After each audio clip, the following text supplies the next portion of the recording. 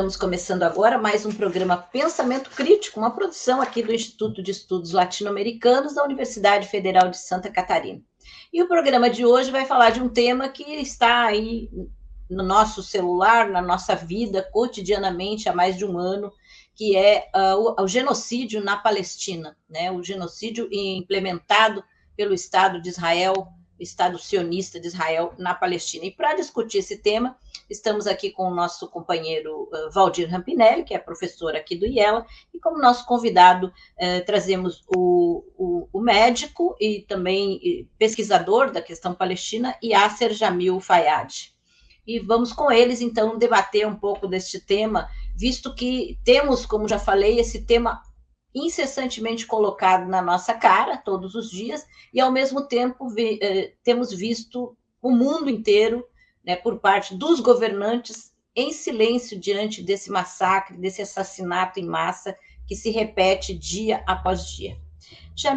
Yasser, o que tu pode nos dizer aí desse processo, né? A gente tem visto a mídia comercial trazer também muitas mentiras, né? Como se justificando os ataques de Israel aos palestinos, como se estivesse fazendo uma guerra contra o Hamas e seria um grupo terrorista. Como que tu analisas toda essa realidade que estamos vivendo hoje? Olá, Eliane, olá, professor Rampinelli, a todos que estão nos assistindo e vão nos assistir posteriormente. Nós estamos aí chegando a 590 dias de um processo de genocídio aberto, né? Genocídio que aparece nas imagens, como você bem lembra, nos celulares, nas televisões, nas casas das pessoas, vendo diariamente o que acontece na Palestina, imagens de bombardeios, imagens de pessoas sendo assassinadas, palestinos sendo assassinados, crianças, mulheres, idosos. E esse fenômeno que nós estamos assistindo é um fenômeno que remete aos 77 anos da Nakba, a grande catástrofe que foi a criação do Estado de Israel.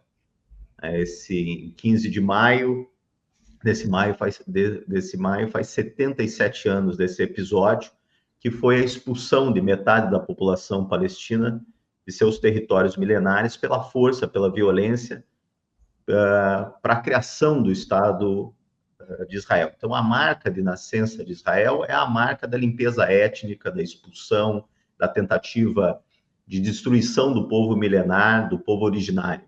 E esse processo, ele nunca terminou. Esse processo histórico, portanto, é um processo de longo prazo, porque ele está ligado à dinâmica central da colonização. A colonização judaico-sionista na Palestina é uma colonização de um povo não originário, de um povo estrangeiro, de um povo alienígena, de um povo que é translocado para aquela região e ele expulsa o povo original de suas terras, né? De seu território milenar, absorve todas as riquezas materiais daquele território, faz uso dele para si só, e esse processo não terminou. Então, o que nós estamos vendo agora, por parte da visão estratégica de Israel, é a continuidade da Nakba com uma violência maior, né? Uma violência aberta, uma tentativa desesperada de uma solução final na perspectiva colonizadora, que é expulsar os remanescentes daquele território histórico palestino. Os palestinos ficaram apenas com 22% desse território, que seriam, a partir de 67, ocupados. Então, nós pensar a Cisjordânia e a faixa de Gaza, e agora a tentativa de resolução disso, que é, na perspectiva do colonizador, o extermínio físico da população na faixa de Gaza e na Cisjordânia posteriormente, que já há indícios dessas tentativas. Então, nós estamos nesse cenário histórico. E o mais importante que a gente tem que discutir é como nós, no mundo, estamos olhando para esse processo, né? Como é que a gente está respondendo a esse processo? Como os povos vêm respondendo, como a classe trabalhadora no mundo vem respondendo, e como os governos burgueses, a grande mídia, vem resolvendo, né? A parte da grande mídia, que é interlocutora dos interesses dessa grande burguesia, a gente já sabe. É papel dela mentir, é papel dela reduzir o debate a uma justificativa que, no fundo, remete à visão de que eles são os detentores da civilização contra uma barbárie, e que a representação da barbárie seriam os palestinos. Essa sempre foi a tentativa do vilão e do mocinho que eles constroem na sua narrativa, não de forma incessante, né? E aí a capacidade de mentir, a capacidade de divulgar notícias falsas, a capacidade de calar as vozes que falam a notícia verdadeira é importante. Dá para lembrar o número de assassinato de jornalistas na faixa de Gaza e na Palestina como um desses exemplos. E historicamente, Rampinelli, tem toda essa discussão também na mídia sobre de que aquela terra era uma terra que o povo originário daquela terra é o povo judeu e não o povo palestino. Tu, como historiador, que elementos pode nos trazer para discutir essa questão? Olá, jornalista Elaine Tavares. Olá, doutor Yasser.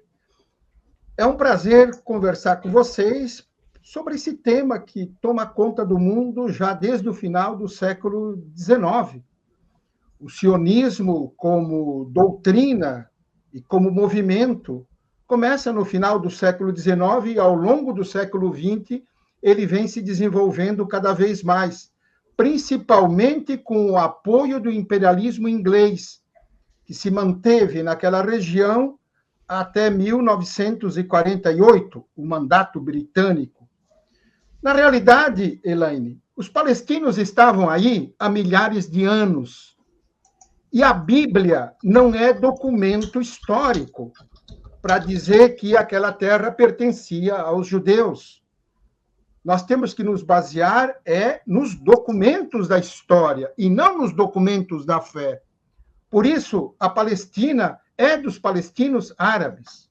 O que ocorreu quando houve o grande genocídio contra os judeus na Segunda Guerra Mundial? A Europa e outros países do mundo quiseram buscar uma terra para este povo. Só que a terra buscada já era dos palestinos. E o que ocorreu? Saindo de um genocídio, eles começaram a praticar outro.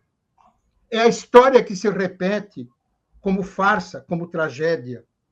O que nós temos hoje em Israel e na terra palestina não é uma guerra, é um extermínio, é uma limpeza étnica, como falou o doutor Yasser, é um genocídio com uma característica, matando crianças para que não se rebelem no dia de amanhã e matando mulheres grávidas para que não gerem pessoas que no dia de amanhã defendam a soberania da sua terra. Sem dúvida nenhuma, este será o maior crime do século XXI. Seguramente, nenhum crime chegará perto desse. E o pior, os palestinos estão praticamente sós, infelizmente. Há um silêncio comprometedor, que é cúmplice, que é criminoso. Um silêncio que grita. De quem? Do Ocidente. O Ocidente critica todos os dias a guerra na Ucrânia e não diz nada sobre o genocídio na faixa de Gaza. Silêncio dos governos. Os governos falam nos direitos humanos em Cuba e não falam das crianças que são despedaçadas todos os dias na faixa de Gaza. Silêncio da imprensa, como dizia o doutor Yasser. Há um consenso. E o consenso é o quê? Os palestinos são terroristas e os israelenses estão construindo um grande Estado. Há um silêncio dos partidos políticos que apoiaram tanto o movimento sandinista na Nicarágua, que apoiaram o anti-apartheid na África do Sul e não criticam o grande apartheid que Israel comete contra os palestinos, que são colônias de assentamento, como diz Ilan Pappe. São colônias em que o colonizador tira o colonizado e substitui totalmente aquela sociedade. Enfim, silêncio das igrejas, silêncio das universidades. Por isso, nesse momento, a única coisa que nós podemos fazer, pelo menos daqui, é gritar. Não se pode ficar em silêncio diante deste genocídio. E é sempre bom lembrar, né, que, infelizmente,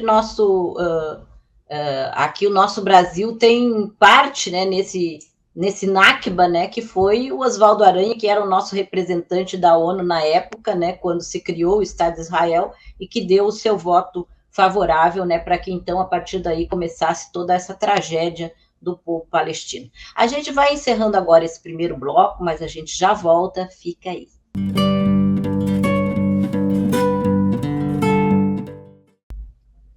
Voltamos, então, com o nosso programa Pensamento Crítico, uma produção aqui do Instituto de Estudos Latino-Americanos, hoje falando sobre o tema Palestina, né, um tema necessário, né, em função, obviamente, da desinformação, né, que gira o tempo todo na internet. A gente fala aqui do silêncio, né, que há no mundo, mas é um silêncio também que a mídia não mostra, porque a gente também tem visto, né, muita gente se manifestando, grandes manifestações nos países árabes, em países do leste europeu, mesmo aqui na América Latina. Então, assim, a população, as pessoas comuns, elas estão se solidarizando com a Palestina, né, na medida em que vão compreendendo, conhecendo, porque é impossível, né, ficar imune a esse terror, a esse horror que a gente vê diariamente. E se tu estivesse na Palestina fazendo um trabalho com a juventude da Palestina, discutindo a sua militância, enfim, a rebeldia dos jovens palestinos, o que tu viu na Palestina, né, em 2019, e como que tu encontrou essa juventude que hoje talvez nem exista mais? Bem, a gente fez uma viagem, eu e meu pai, em 2019 para a Palestina. À época, uma figura bastante importante, já falecida, da luta pela causa palestina aqui no estado, em Florianópolis, que era o tio Hader. A gente ficou com o tio Hader lá. E dessa viagem nasceu a ideia de produzir trabalhos sobre a questão da Palestina e especificamente sobre a juventude, que é o mestrado que eu fiz. A gente está agora terminando aí a parte do livro, né, para lançar o livro Geografia da Segregação, Juventude e Colonização na Palestina. O que a gente pode dizer, né, que é importante para mim, é que o que caracterizou a resistência palestina foi uma perspectiva de unidade que tem a ver com a resposta a isso que a gente estava falando, com a resposta à Nakba. A Nakba, ela foi um evento tão traumático na existência palestina que a gente pode dividir a Palestina em antes da Nakba e depois da Nakba. E o palestino que surge pós-Nakba é um palestino que incorpora as dimensões de luta e de resistência como parte da sua existência naquele território e nos territórios circunvizinhos. As guerrilhas que surgiram na década de 60 e 70, elas são basicamente dos campos de refugiados, tanto internos ao território milenar, como nos países árabes circunvizinhos. Essa juventude, ela nunca abandonou a luta, que era uma visão que o colonizador sempre teve. A esperança do colonizador era que os palestinos jovens abandonassem a luta. E é o que nós estamos vendo hoje, né? Como é que, em 590 dias de massacre sobre a faixa de Gaza, o exército todo poderoso de Israel não consegue libertar os seus reféns, não consegue destruturar a resistência armada palestina, joga bombas porque tem medo de entrar no território em solo para combate. Quer dizer, essa dimensão só é possível uma guerrilha, só é possível uma juventude ou um movimento de resistência forte se o povo palestino está do lado deles. E aqui uma dimensão mais importante para nós, nosso campo, é pensar que quando a gente olha lá para a Palestina, nós não estamos olhando para uma sociedade onde não há estratificação de classe, porque esse é um debate que parece também não ocorre entre nós. Quando a gente olha para a faixa de Gaza, quem nós estamos vendo é a classe trabalhadora. Então, eu gosto de dizer nos debates que eu vou, sempre digo isso, que na tradição nossa, marxista, há um debate sobre a questão da mudança do mundo do trabalho e os efeitos dessa mudança do mundo do trabalho no sujeito revolucionário.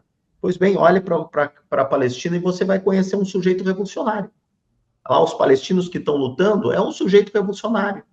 A revolução é uma revolução libertadora, nacional, anticolonialista, mas que tem potencial, por ser a classe trabalhadora, de, na luta, ter outros valores e outra direção, numa revolução permanente. Isso é possível. E isso é visto na juventude palestina. Essa perspectiva estava nas conversas com eles.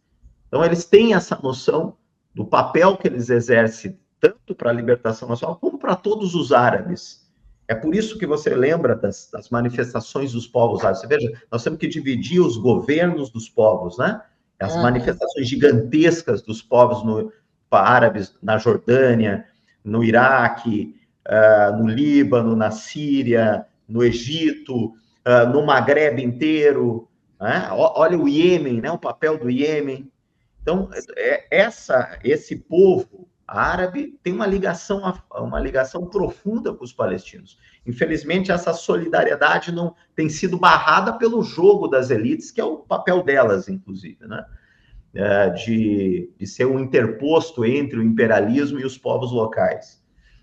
A perspectiva de vencer a Israel está no cerne da existência dos palestinos. Os palestinos têm uma certeza, e essa é a certeza que a gente tem que ter aqui no Brasil, a certeza de que só a luta liberta, e que vale a pena a luta sempre. E quando nós vimos as imagens das pessoas retornando de Rafah, de Khan Yunis, no sul da faixa de Gaza, em direção ao norte, para uma região sabidamente sem água, sem alimentos, sem residência, sem moradia, nós tínhamos que olhar aquela cena e dizer assim, o que acontece? Por que esse povo faz esse deslocamento para essa região? E não rompe os portões de Rafah em direção ao Egito? Porque é um portão. Por que aquela multidão de pessoas caminham 30 quilômetros para esse território? Porque querem lutar, não vão desistir, e essa é a força dos palestinos. Não há como derrotar eles. E esse é o desespero de Israel. Israel não esperava isso. Não derrotar os palestinos. Essa é a mensagem que está dada no movimento, isso é a mensagem dos jovens. E é interessante essa tua fala, porque esse papel revolucionário, principalmente da juventude, ele fica claro, porque Israel, inclusive, prende crianças, né, antes desse momento de agressão horrível que estamos vivendo, prendia crianças, sequestrava jovens, matava jovens, quer dizer, eles precisam acabar com essa juventude, e por isso matam mulheres grávidas, matam crianças hoje, não é, Rampinelli? Quer dizer, é um projeto que está aí, né, mas efetivamente, enquanto houver um palestino no mundo, muito provavelmente esse sentimento continua. Sem dúvida. E aquilo que eu comentava antes, Elaine, sobre o silêncio, que é um silêncio comprometedor, ele começou em 1948, com a Nakba. Quando houve esta catástrofe e o mundo ficou em silêncio diante dela, como disse o doutor Yasser, 500 mil pessoas tiveram que sair, mais de 500 aldeias destruídas, as bandeiras queimadas, os livros rasgados. Algumas famílias levaram apenas a chave da casa. O exército de Israel cercava a aldeia por 3 lados, deixando apenas um lado livre para que eles fossem embora, não apenas da aldeia, mas da terra, procurando um outro país. Esse silêncio, o que fez? Permitiu que Israel avançasse cada vez mais, continuando com a limpeza étnica, como forma de estabelecer e fortalecer o Estado judeu e sua segurança nacional. A limpeza étnica, eu diria, é uma catástrofe contínua. Netanyahu hoje é o Hitler do Oriente Médio. É preciso dizer isso com todas as letras. Ele tem o seu campo de concentração, a faixa de Gaza, o maior campo de concentração a céu aberto do mundo. Ele pratica a limpeza étnica contra os palestinos, como fez Hitler contra os judeus, contra os eslavos, contra os comunistas, contra os ciganos, contra os homossexuais. Ele busca ampliar o seu território, como fez Hitler, buscando o espaço vital, invadindo a Polônia, invadindo a Áustria. O que ele faz hoje? Anexa as terras palestinas, invade o sul do Líbano, toma terras do Egito. O grande Israel é o que é a grande nação nazista do Hitler. Ele usa a guerra relâmpago, como Hitler usou contra a Polônia, contra outros países, fazendo com que esta guerra elimine totalmente os palestinos.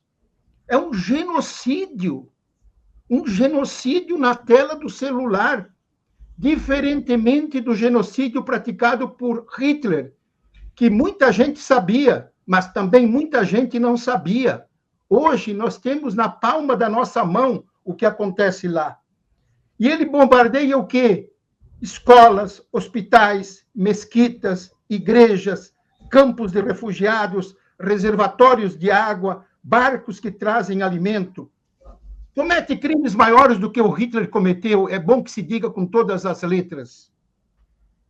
As imagens de Gaza hoje são as imagens de Auschwitz ontem. E o pior, o mundo em silêncio. Por isso, eu diria, esse silêncio é cúmplice, é comprometedor. A gente viu que agora, nos últimos dias, Espanha, né, andou se declarando, né, que não vai enviar armas, enfim, depois de um ano e pouco, e estamos vendo outros países também meio que vamos baixar a bola e tal, quer dizer, poderá haver alguma mudança nesse processo? É o que nós vamos discutir agora no próximo bloco, tá bom? Fica aí, já voltamos.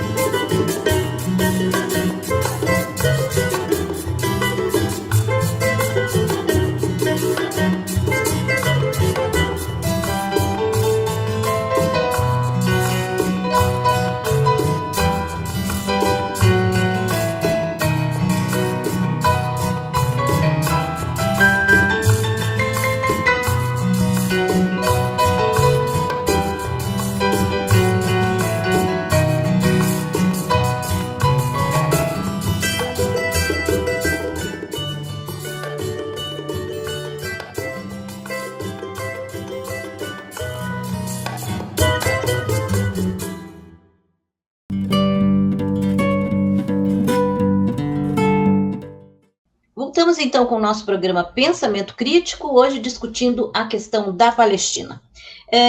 Voltando ao tema, né? A gente tem acompanhado nos grupos de WhatsApp da extrema-direita, a gente vê muitas postagens de apoio a Israel, né? Então eles falam a terra prometida por Deus, e é uma loucura porque muitos desses grupos se dizem cristãos, então às vezes sequer conseguem compreender o que é a religião judaica, né? A relação que não existe relação nenhuma com o Jesus Cristo, que muitos apoiam, então é uma coisa muito, muito esquizofrênica que a gente vê nesses grupos assim, mas a gente vê também uma disseminação muito grande de notícias falsas sobre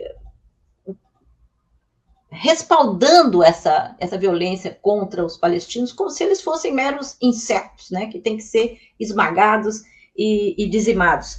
E agora essa loucura de que até o próprio Donald Trump entrou nessa onda aí de que transformar Gaza num grande resort, né, para que seja um espaço de lazer para o povo daquela região ali. Como que tu analisas essa realidade, Yasser? Bem, eu acho que essa tua fala é uma fala importante, dizer assim, até a construção que você faz do inseto é uma construção importante. Eu me lembrei aqui de um texto do Karel Kozik, marxista húngaro, e o Kozik lembrava que, remetendo à Metamorfose, que o livro do Franz Kafka tinha um momento, ele todo girava em torno de uma única cena.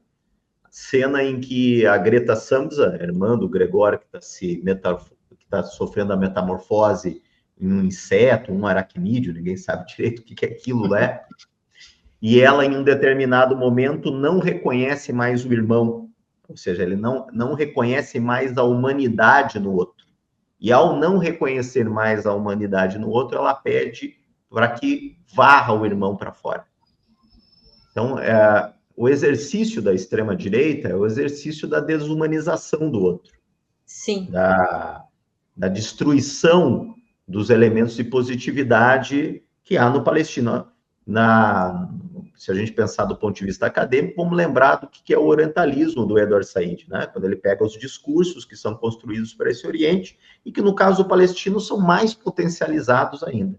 Essa desumanização permite que você possa varrê-lo, né? Então, ele produz como efeito o ódio, né, aos palestinos, mas também produz a indiferença, que é um outro elemento muito importante, que é o que a gente está falando sobre o silêncio. O silêncio é a indiferença em relação ao genocídio aberto. E esse fenômeno que a gente está vendo tem muita ligação, para nós aqui brasileiros, com a situação política que a gente vive. Quer dizer, nós tivemos uma contra-revolução religiosa neopentecostal, que os efeitos políticos delas e o efeito na sociabilidade brasileira, a gente nem tem ainda completa compreensão do quão retrocesso isso nos levou.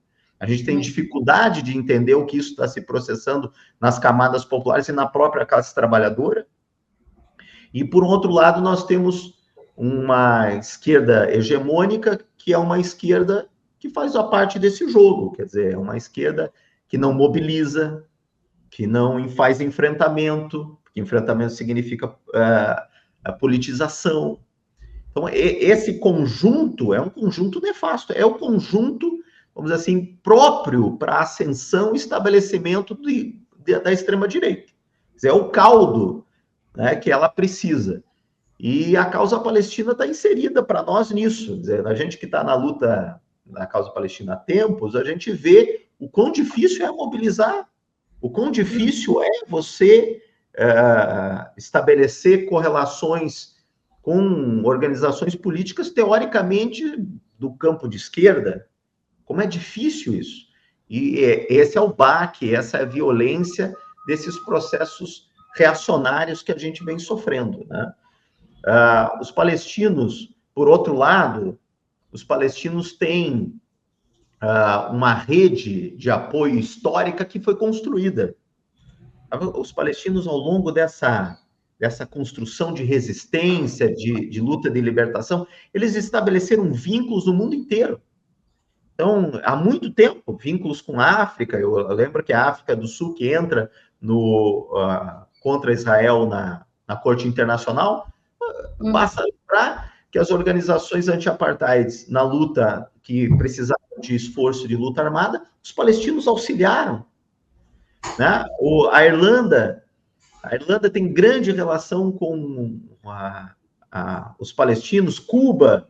Então, a Palestina sempre teve essa capacidade de internacionalizar a questão palestina, porque entende que é uma questão central, porque é uma questão central do imperialismo. Israel é uma ponta de lança do imperialismo no Oriente. É por isso que nós não estamos lutando contra ela. Os palestinos ela não dá um pau nesses caras. Nós estamos lutando contra os impérios que sucedem à defesa dela.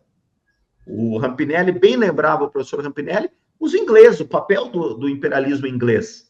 E hoje o papel assumido na troca de bastão da Segunda Guerra Mundial pelos Estados Unidos para essa região. Então, aquilo ali é uma ponta de lança. Aquilo é a certeza do imperialismo que ele vai desestabilizar, que ele vai fazer assassinato seletivo, que ele vai destruir movimentos de resistência, que ele vai destruir movimentos populares que tenham como perspectiva revolucionárias na região. Quer dizer, é o cachorro do imperialismo na região. É para isso que Israel serve. É por isso que Israel ganha tanto apoio dos Estados Unidos. É tão vital. Eu diria o seguinte, apesar de Porto Rico, a gente pensar como colônia dos Estados Unidos, pensar dessa forma, eu diria que a verdadeira colônia, a única colônia da diferença do antigo imperialismo britânico para os estadunidenses, que não usa o mesmo formato, é Israel. Israel é diferente. Israel é a grande colônia americana no mundo. É onde eles depositam uma parcela importante das esperanças do imperialismo estadunidense no mundo. E Rampinelli, tu o que pensas desse anúncio que eles fazem de maneira cínica, né, de que querem ali fazer um resort para, enfim, para a classe dominante, e enquanto isso dizimar os palestinos, que, como muito bem disse o Yasser, é a classe trabalhadora, né, que ali está, porque são essa gente que circula, inclusive, naquele mundo dos sionistas, fazendo o trabalho, né, construindo, criando valor.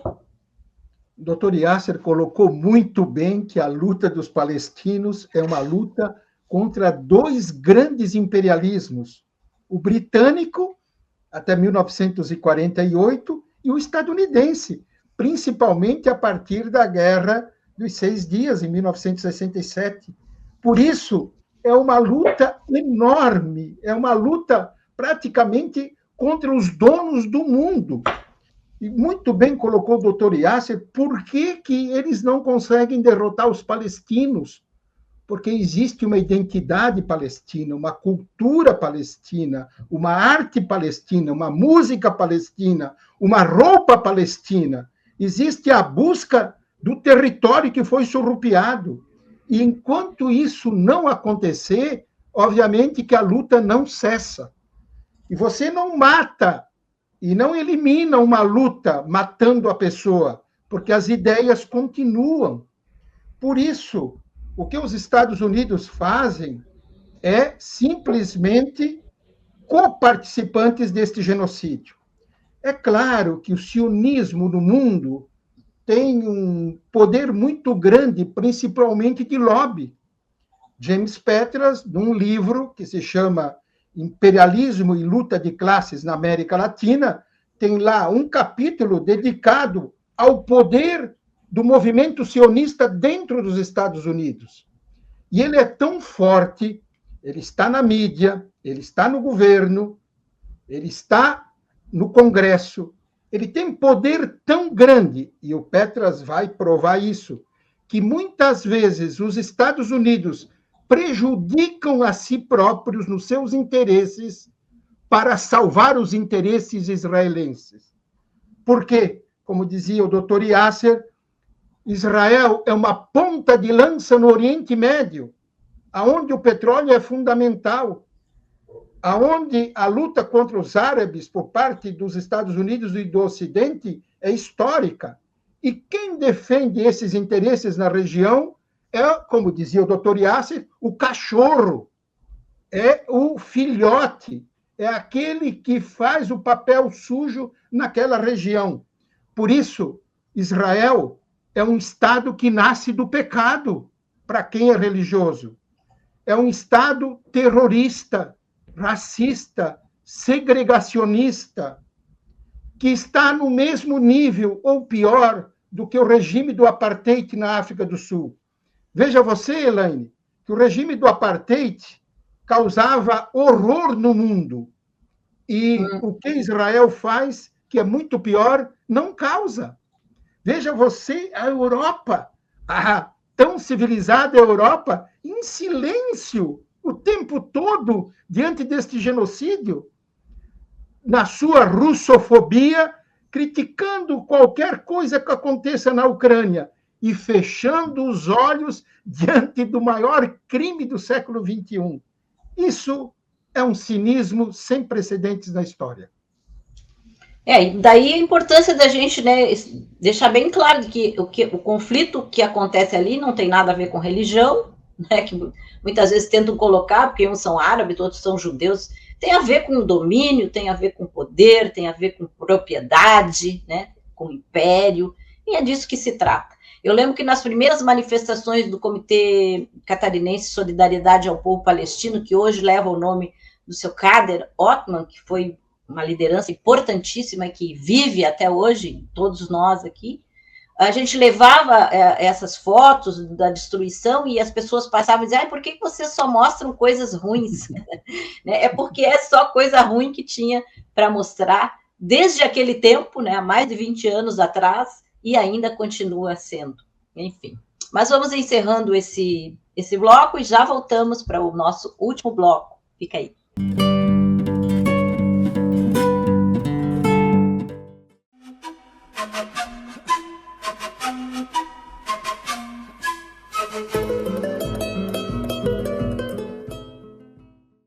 Poeta, filósofo, dramaturgo, matemático e até piloto de avião. Tudo isso foi José de Jesús Martínez, conhecido também como Chuchu Martínez. Nascido em 1929 na Nicarágua, em Manágua, mas que viveu grande parte de sua vida no Panamá, onde faleceu em 1991, na cidade do Panamá. Chuchu Martínez, logo que o general Torrijos assume como líder panamenho, decide ingressar nas Forças Armadas panamenhas e acaba se tornando sargento. E passa a ser um grande braço direito de Torrijos, conselheiro, enfim, e apoiador dele durante toda a vida de Torrijos. Para além de uma figura histórica importantíssima dessa história recente panamenha, Chuchu Martínez também foi um escritor importante, né? Além de obras de teatro, ele tem 2 livros que, para o pensamento crítico latino-americano, são muito importantes. O primeiro deles se chama Mi General Torrijos, que inclusive venceu o Prêmio Casa de las Américas em 1987. O livro foi escrito um pouco depois do general Omar Torrijos ter morrido num misterioso acidente aéreo. E mais do que um relato dessa convivência pessoal, íntima, que Chuchu Martínez tinha com Torrijos, ele narra o pensamento de Torrijos e mostra o que, como ele mesmo diz, o que para Torrijos era biografia, para o Panamá era história, especialmente no momento de negociações para que o Panamá obtivesse a soberania da zona do canal, né, e do canal do Panamá em acordo com os Estados Unidos. Chuchu Martínez mostra como foi fundamental para o Panamá ter sempre a granada na mão, né, ameaçando a destruição do canal, a destruição física do canal, para conseguir de fato a soberania sobre ele. O livro também relata como Torrijos teve papel essencial, né, no apoio aos revolucionários centro-americanos, no asilo aos perseguidos políticos pelas ditaduras sul-americanas, sempre então disposto a ser uma retaguarda da revolução na América Latina. Em Mi General Torrijos também vemos como Torrijos tinha um profundo apreço pela literatura, né, sendo inclusive próximo de grandes escritores como Gabriel Garcia Marques, também o britânico Graham Greene, e inclusive tendo visitado Jorge Amado em Salvador quando visitou o Brasil. Portanto, Mi General Torrijos, mais do que um simples testemunho, né, sobre a vida de Omar Torrijos, é um grande relato sobre o pensamento torrijista e o papel desse anti-imperialismo centro-americano. Outra obra de Chuchu Martínez é La Invasión de Panamá, escrito nas semanas que se seguiram à invasão do Panamá pelos Estados Unidos, né, há 5 dias do Natal de 1989. Nesse relato, mais do que a gente vê as atrocidades cometidas pelo imperialismo estadunidense, que inclusive bombardeou uma série de bairros, especialmente bairros pobres como El Chorrillo, a gente vê também o papel subserviente, né, e servil das elites panamenhas, né? O Chuchu Martínez deixa claro que a geografia e a história do Panamá foram marcados sempre por uma economia de serviços, e isso se refletia numa mentalidade servil, e era essa mentalidade servil que ele e Omar Torrijos combatiam com firmeza.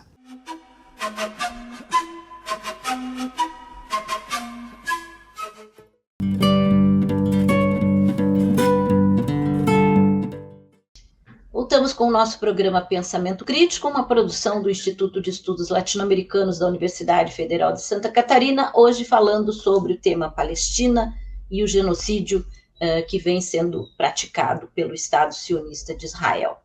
E, Yasser, nesse contexto todo que já comentamos aqui ao longo do programa, há alguma esperança para o povo palestino, quer dizer, visto toda essa destruição que a gente tem acompanhado e essa sanha, né, do governo de Israel em exterminar verdadeiramente aquela região ali de Gaza, e já ameaçando, inclusive, avançar para outros espaços ali? Eu diria que o grande elemento ali de esperança é essa dimensão da luta, esse aprendizado. É um aprendizado importante. A gente está aí com o professor Rampinelli, que é um especialista na questão mexicana, ele vai lembrar da frase do Zapata, né? Morrer em pé do que viver ajoelhado. Os palestinos dizem, um poeta palestino, Mahmoud Darwish, escreve que é morrer que nem as oliveiras, de pé. Os palestinos têm que fazer. É isso que os palestinos estão fazendo. De certa forma, eu diria o seguinte, Elaine, que os palestinos compreenderam que o oposto da morte não é exatamente a vida, tá? O oposto da morte, em alguns momentos, e para eles mais ainda, nesse momento histórico, é a luta. E isso é uma lição valiosíssima. Tá? O Ghassan Kanafani, que é um intelectual que eu tenho aqui atrás, o livro do Ghassan que a gente lançou em 2022, que leva o nome do nosso movimento, Ghassan Kanafani, que é um intelectual marxista palestino, ele lembrava que ter uma causa é muita coisa. Ter uma causa é muito importante. E o povo palestino aprendeu o que significa ter uma causa justa que vale a pena dar a sua vida por ela. E é isso que eles estão fazendo lá. Essa força é a grande força. O que a gente pode fazer é se solidarizar ao máximo com essa força. É a gente estudar aqui no Brasil, é a gente conversar com os vizinhos, com os amigos sobre a questão palestina, é a gente passar um filme nos espaços que a gente consegue, que discuta a questão palestina, é a gente se apropriar dessa luta. E se apropriar não como uma luta que está lá do outro lado do mundo. Os palestinos estão aqui. Os palestinos estão nos povos indígenas lutando pela demarcação de terras. Os palestinos estão na luta pela produção alimentar com os movimentos camponeses. A luta palestina está na luta urbana por moradia. Lembra que Israel, quando bombardeia essas casas, é para que os palestinos não tenham casa. O mecanismo de penalização coletiva é a destruição das casas, aprendida com o Império Britânico. Quem ensinou a detonar casas era o Império Britânico, era o mecanismo que ele utilizava. Então, você veja, a luta palestina, se você olhar, ela tem todas as lutas de dignidade nossa. E é nesse sentido que a gente tem que se aproximar, ligando as nossas lutas com a luta palestina, entendendo que a luta palestina, ela representa um violento baque sobre o imperialismo. E toda vez que a gente enfraquece o imperialismo, toda vez que a gente derrota o imperialismo, onde quer que seja no mundo, fortalece a classe trabalhadora e as lutas populares no mundo inteiro. Então, se solidarizar nesse sentido, essa é uma visão que nos liga ao internacionalismo. Eu queria deixar como dica de estudo, dica de aproximação, porque um dos elementos importantes que aconteceu na rede de solidariedade é a produção de textos, de livros, de filmes sobre a questão palestina, que possibilita hoje, muito mais do que antigamente, a gente se apropriar dela. E entre eles, eu quero dizer assim, talvez o melhor livro que nós temos em língua portuguesa sobre a questão palestina, sobre a história palestina, que é produzido pelo Nur Musalia. A editora é do Nemo, a Monitor do Oriente. Estou mostrando a capa aqui para vocês. 4.000 anos de história, né? Palestina, 4.000 anos. Aqui, todos os mitos que são desfeitos pelo Nur, com muita documentação histórica, com muita arcabouço histórico, mostrando a riqueza da Palestina. Esse sim é um povo, e nós dizemos que os judeus sionistas são, na verdade, um movimento reacionário de extrema-direita que quer transformar uma religião pintando ela de verniz étnico, coisa que eles não têm, por isso que tem que se apropriar da língua nossa, tem que se apropriar dos nomes das cidades nossas, tem que se apropriar das vestes palestinas, da culinária palestina, porque senão não existe, até os nomes são falsificados. O Rampinelli lembrava o nome aí do Netanyahu, esse cara é polonês. O antecessor, você vai ver os antecessores dele, são tudo assim, é polonês, é bielorrusso, é ucraniano, e os nomes foram todos eles modificados para soar um hebraico antigo, quer dizer, é um negócio assim, um grau de falsificação para criar esse verniz de que se trata de um povo, né? E não, é um projeto de colonização oriundo de Europa, que não tem absolutamente nada a ver com a região, e que nós, os palestinos, vamos saber derrotar ele, como estão sabendo derrotar agora, porque o que está acontecendo nessa resistência, desses mais de 590 dias, é que Israel queria que os palestinos ficassem de joelho, aí lembrando a fala do Zapata. E os palestinos estão em pé, como as oliveiras, e decidiram morrer assim, morrer em pé, lutando. É isso aí. E lembrando o grande poeta Mahmoud Darwish, que tu citaste aí, né? Tem um trecho de um poema dele que diz bem isso, né? Venham, companheiros de correntes e tristezas, caminhemos para a mais bela margem. Nós não nos submeteremos, só podemos perder o ataúde. Esse é o grande Mahmoud. Rampinelli, tu, que luz, que esperança podemos ter aí nesse processo, nós aqui diante da nossa impotência? Que maravilha! De pé como as oliveiras. José Martí, aqui na América Latina, enfrentando o imperialismo estadunidense, dizia, de pé como gigantes, para que ele não passe sobre nós. Sem dúvida nenhuma, dentro de Israel, que é um delinquente internacional, basta ver, ele não cumpre nenhuma decisão da ONU, existe também oposição, inclusive de judeus. E eu queria lembrar aqui o grande historiador Ilan Pappé, nascido em Haifa, professor da universidade e expulso de lá porque se posicionou contra as políticas genocidas de Israel. Hoje ele é professor da Inglaterra. E esse livro eu recomendo, acabei de ler. Veja aí. Ilan Pappé, Brevíssima História do Conflito Israel-Palestina. Obviamente que ele tem mais livros sobre este tema, mas eu aponto as conclusões deste livro dele. Veja lá. A primeira, criou-se o mito de que a Palestina era uma terra despovoada, uma terra sem povo, para um povo sem terra. Era o lema sionista. Falso. A Palestina foi próspera, foi diversa, teve uma economia pujante ao longo da história.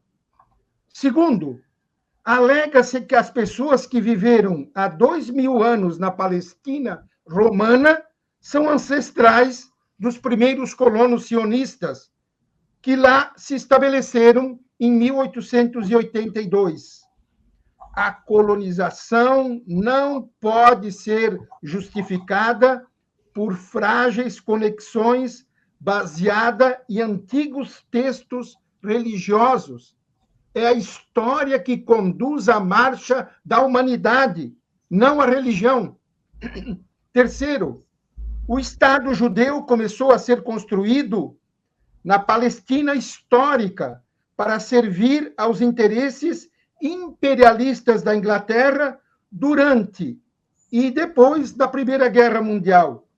Quarto, a partir do momento em que os sionistas escolhem a Palestina como território do novo Estado judeu, ele se transformou num movimento colonial de assentamento.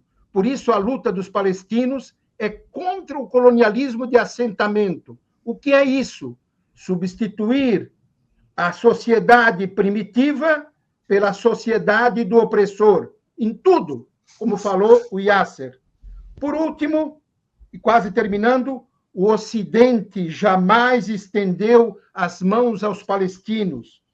Os esforços de paz dominados pelos Estados Unidos vão fracassar sempre, porque os Estados Unidos não são mediadores, eles são desonestos e têm um objetivo que já foi posto aqui, que é o espalhamento do imperialismo naquela região.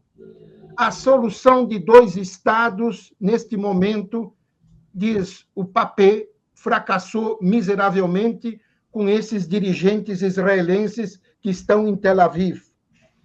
Mudar a forma de falar sobre Israel e a Palestina, nós temos que tratar da descolonização. É uma colônia de assentamento, e isso a gente consegue fazer por meio da libertação.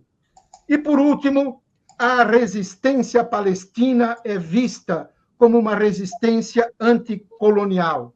Por isso, Ilan Pappé mostra esses pontos que são fundamentais. Recomendo esse livro, é bem resumido, mas ele é bem fundamentado.